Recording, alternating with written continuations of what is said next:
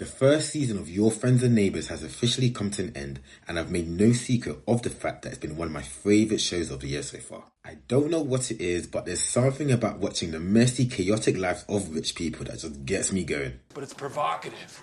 No, it's not. It gets the people going. What I've loved most about the show is how it flips the idea of rich, gated community types living picture-perfect lives. Strip back the layers and you find they're deeply flawed, hiding some pretty dark secrets. I did an initial review of the first 3 episodes, so the big question now is, did they stick the landing?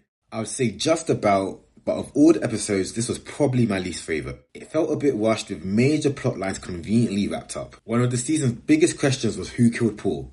The prior episodes do a good job of making it feel like Coop couldn't wiggle out of this one, but then the mystery is lazily resolved halfway through the episode. I kinda suspected that Sam had something to do with it, just from how quickly she flips on Coop, but there wasn't any real build up to that moment. The rest of the finale shifts focus to Coop finally getting the life he wanted back, only to realise that who he used to be no longer affects who he is now. So the season ends with him going back to the job he loves, just not the one you might expect. He's back robbing rich people of their prized but forgotten possessions. I liked both of these resolutions, the murder mystery and Coop's identity arc, but each one honestly deserves its own episode.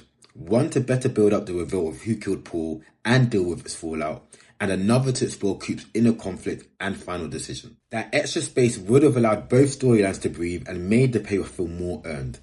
That said, I get that most new shows, especially ambitious ones, often face budget or time constraints, and considering how strong the rest of the season has been, I'm not too mad at its slightly rushed finale. Thankfully, Your Friends and Neighbours has been renewed for season 2, and with how well it's performed on Apple TV, I'm hoping they'll have the resources to go even bigger next time. Let me know in the comments what you thought of the finale and the season as a whole, and whether you're hyped for season 2.